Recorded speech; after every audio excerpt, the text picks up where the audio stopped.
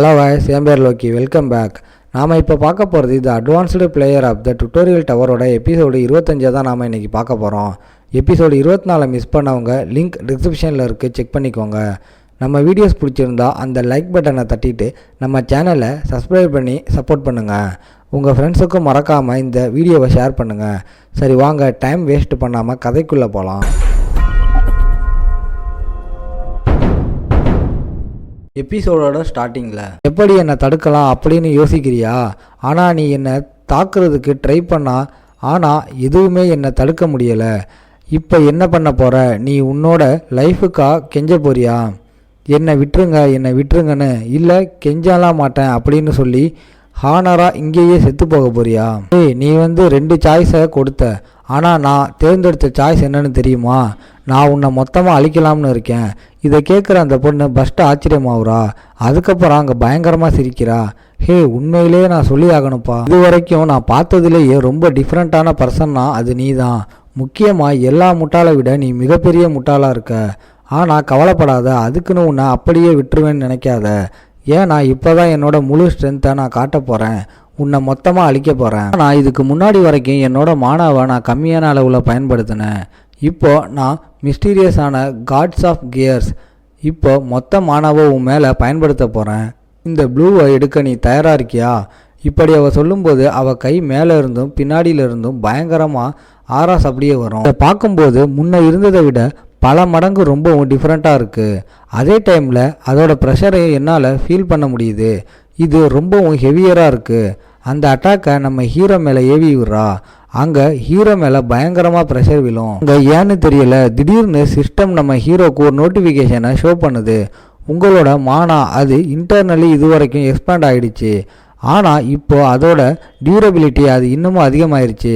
அதனால் இந்த டேமேஜை உங்களால் தாக்கு பிடிக்க முடியும். உங்களோட மானா அது முன்னை விட இப்போ அதிகமாகிடுச்சு. உங்கள் மானா ரேங்க் அது ஃபோர்ஸபிலி அவக்கன் ஆகிடுச்சு. அதோட ரேங்க்கும் இன்க்ரீஸ் ஆகிடுச்சு. இப்படின்னு அங்கே வருமா? நம்ம ஹீரோவுக்கு இதை பார்க்கும்போதே தெரியுது. இது அதே விஷயந்தான். இதுக்கு முன்னாடி வந்த அந்த கிளைமர் செங்மா கூட சண்டை போடும்போது அவனோட மானாவை அங்கே ரிலீஸ் பண்ணியிருப்பான். அது மூலமாக நம்ம ஹீரோவோட மானாலாம் அங்கே ஆக்டிவேட் ஆகிருக்கும். இப்போது இதோட ப்ரெஷர் மூலமாக நம்ம ஹீரோவோட மானா இன்னமும் அதிகமாகிடுச்சு.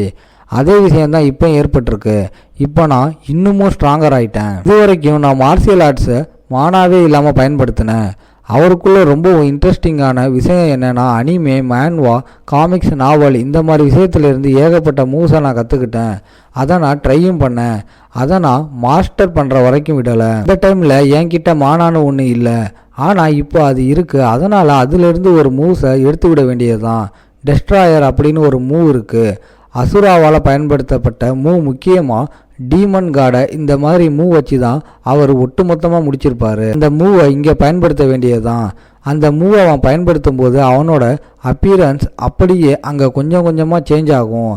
அதை பார்க்குற அந்த பொண்ணு ரொம்ப ஷாக் ஆகுறா. என்ன இது, இங்கே என்ன ஆகிட்டு இருக்கு? நம்ம ஹீரோ பின்னாடியே வித்தியாசமாக 4 கை வருது. ஹீரோவோட ஆறாவும் அப்படியே சேஞ்ச் ஆகுது. இதை பார்க்கும்போது ஏதோ ஒரு விஷயம் எனக்கு சரியாக படலை. சீக்கிரமாக இந்த விஷயத்தை நான் முடிச்சாகணும். அங்கே 1 ஸ்டெப் அப்படின்னு எடுக்கலாம்னு போகிறா. ஆனால் நம்ம ஹீரோவோட அந்த எக்ஸ்ட்ரா கை அது அப்படியே அந்த காலை தடுத்து நிறுத்துது. முதுகில் இருக்க அந்த கை தானே. நம்ம ஹீரோவால் அந்த கையை ரொம்ப தூரத்தில் இருந்து பயன்படுத்த முடியுது. அங்கே இப்போயும் அவன் 2வது ஸ்டெப்பை எடுத்து வைக்க முடிச்சிடலான்னு போகிறா. ஆனால் அப்பையும் அவனோட எக்ஸ்ட்ரா கைகளை வச்சு பிடிக்கிறான். இவனை, உனக்கு எவ்வளோ தைரியம் இருக்கும்? என்னையே நீ டச் பண்ணுறியா? இன்னமும் என்கிட்ட 8 ஸ்டெப் இருக்குது.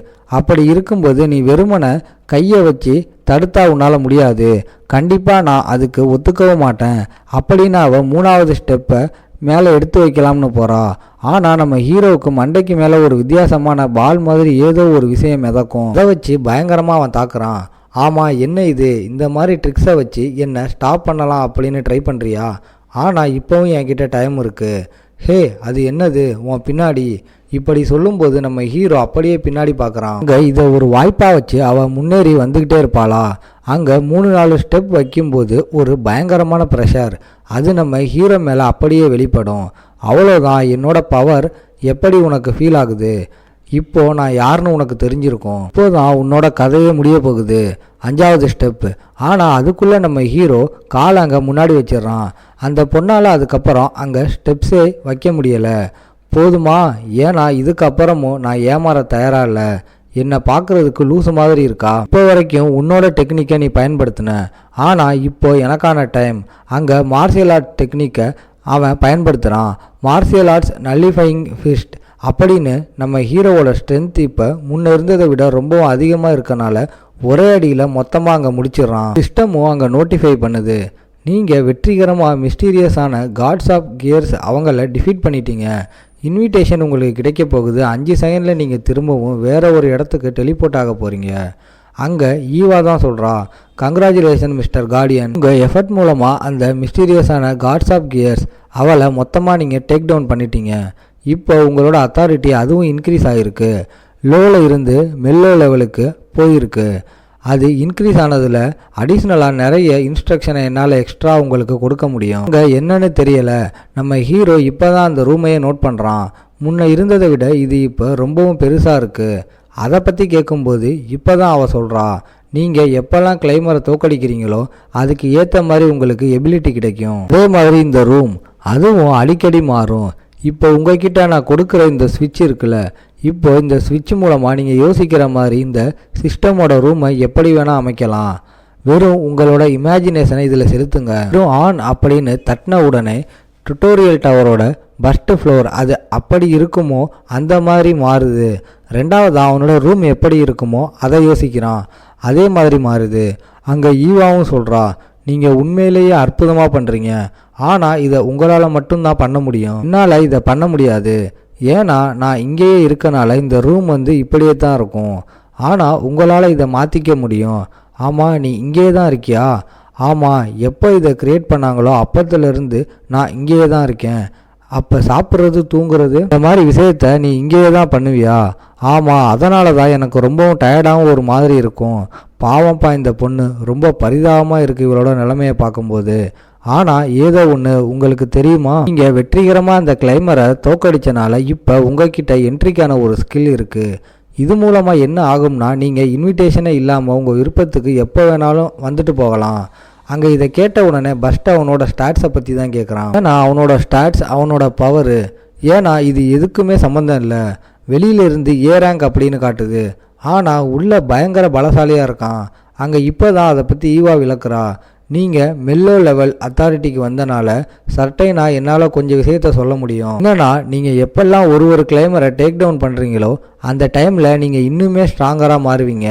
சிம்பிளாக சொன்னால், ஒருத்தங்க டவருக்கு போனால் அவங்களால ஒரு சர்டைனான லெவலுக்கு தான் லெவலப்பே ஆக முடியும். சிஸ்டம் அந்த அளவுக்கு தான் லிமிட்டே உங்களுக்கு கொடுக்கும். இதோட இந்த எபிசோட் முடியுது. உங்களை நான் அடுத்த எபிசோடில் பார்க்குறேன்.